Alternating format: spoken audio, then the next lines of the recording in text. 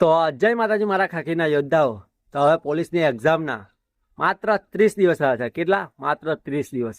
તો હવે આ 30 દિવસમાં કઈ રીતની મહેનત કરવી, કઈ રીતનું વાંચવું, કઈ રીતની સ્ટ્રેટેજી વાપરી, એ બધું જ તમને આજે કહેવાનું છું. તો વિડીયોને છેલ્લે સુધી જોજો અને લાઇક, શેર અને સબસ્ક્રાઇબ કરી નાખજો. તો મિત્રો, સૌથી પહેલી વાત, જે લોકો અત્યાર બી હજુ સુધી થોથાને થોથા વાંચી રહ્યા છે ને, તો પ્લીઝ મહેરબાની કરીને થોથાને સાઈડમાં મૂકી દો. કેમ કે અત્યારે હવે થોથા વાંચવાનો સમય નથી રહ્યો. અત્યારે હવે કંઈક અલગ કરવાનો સમય રહ્યો છે. ખબર પડી મારા આગળ લઈ જાઓ. તો થોથાને સાઈડમાં મૂકી દો. થોથાને અભી 1 મહિના માટે કેવું બાજુમાં મૂકી દો. એવું વિચારો કે થોથા છે જ નહીં આપણી જોડે. આપણી જોડે હવે જે પોઈન્ટ છે, જે શોર્ટ પ્રશ્નો છે, એ જ વાંચવાના છે. અને ઘણા લોકો મોબાઈલમાંથી વાંચે છે. તો જે લોકો મોબાઈલમાંથી વાંચે છે એને મહેરબાની કરીને પ્રાર્થના કરું છું અને આજીજી કરું છું કે મોબાઈલમાંથી ના વાંચશો. કેમ કે મોબાઈલમાંથી તમે 10-15 મિનિટથી વધારે વાંચી જ નહીં શકો. જેટલું થઈ શકે એટલું બુકથી વાંચવાનું રાખો.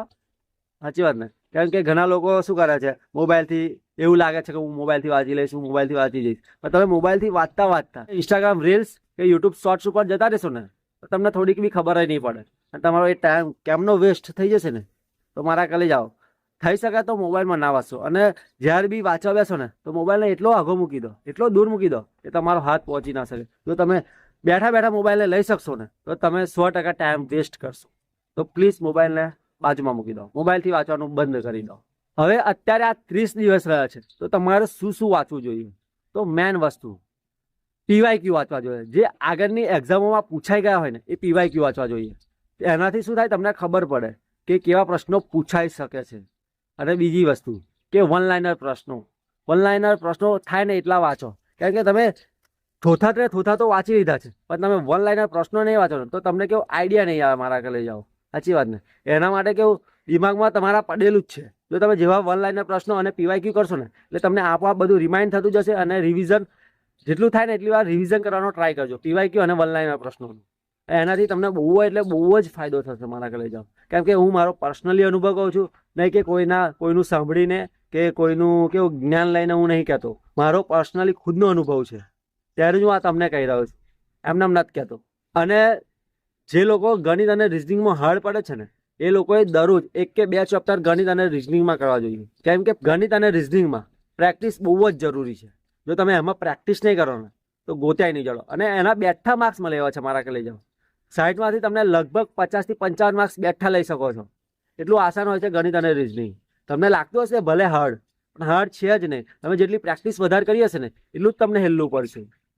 તો ખાસ કરીને ગણિત અને રિઝનિંગને પર ભાર આપજો. થિયરીમાં એટલો બધો ભાર ના આપતા. કેમ કે થિયરીમાં કેવું થશે, એ ગમે તેથી પ્રશ્ન પૂછી શકે છે. તો તમને લાગે આગલી એક્ઝામમાં જે પૂછાઈ ગયેલા પીવાયક્યુ હોય ને, એના આધારે જ તમારે તૈયારી કરવાની છે. બહુ ડીપલી બી નહીં જવાનું અને બહુ ઓછું બી નહીં વાંચવાનું, મતલબ કે લેવલમાં વાંચવાનું. અને આ એક્ઝામ ક્લાસ 3ની છે ને, તો એ રીતની તૈયારી કરવાની છે. આપણે બહુ ડીપલી બી ઉતરી નથી જવાનું અંદર. અને અત્યારે ઘણા લોકો એક મોટામાં મોટી ભૂલ કરી રહ્યા છે. શું ખબર તમને? મોક ટેસ્ટ નથી આપતા. ઘણા લોકોને મેં સાંભળ્યું છે, અને ઘણા લોકો મોક ટેસ્ટ નહીં આપતા. મારો બેસ્ટ ફ્રેન્ડ છે ને, એ પોતે મોક ટેસ્ટ નહીં આપતો. મેં એને કેટલી વાર કીધું તું કે મોક ટેસ્ટ આપ. જો મોક ટેસ્ટ આપે ને, એટલે તમને ખબર પડે કે તમારે અંદર કેટલું રહેલું છે, તમે કેટલી મહેનત કરી છે અત્યાર સુધી.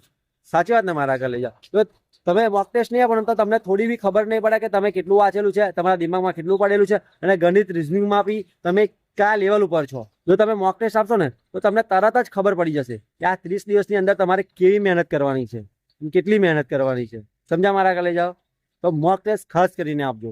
તો આટલી વાતનું ધ્યાન રાખજો મારા આગળ લઈ જાઓ. અને આટલી વાતને 30 દિવસમાં ફોલો કરજો. અને થાય તો 10 થી 12 કલાક સુધી મહેનત કરવાનો ટ્રાય કરજો મારા આગળ લઈ જાઓ. હું બી આજથી હવે એવું જ કરવાનો છું. આજે થોડો મોડો ઉઠ્યો છું. આજથી કેવું વહેલો ઉઠવાનો ટ્રાય કર્યો હતો, પણ કેવું કે કાલે થાકેલો હતો, એટલા માટે નથી ઉઠાયું.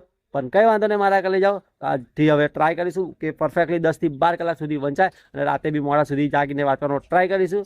તો હાલો, હવે આથી મારી જે પર્સનલ અનુભવ અને આ 30 દિવસમાં તમારે શું કરવું જોઈએ, તો આ ખાસ ધ્યાન રાખજો મારા આગળ લઈ જાઓ. અને આ જે રીતે મેં કીધું છે એ આ 30 દિવસમાં કરજો. તો તમે કદાચ તમે જે 1-2 માર્કથી અટકવાના હશો ને, તો નહીં અટકો, મારા આગળ લઈ જાઓ. તો હાલો, હવે મળીએ. જય માતાજી. અને લાઈક, શેર અને સબસ્ક્રાઇબ કરી નાખજો. Big thank you for being here. बहुत बहुत धन्यवाद।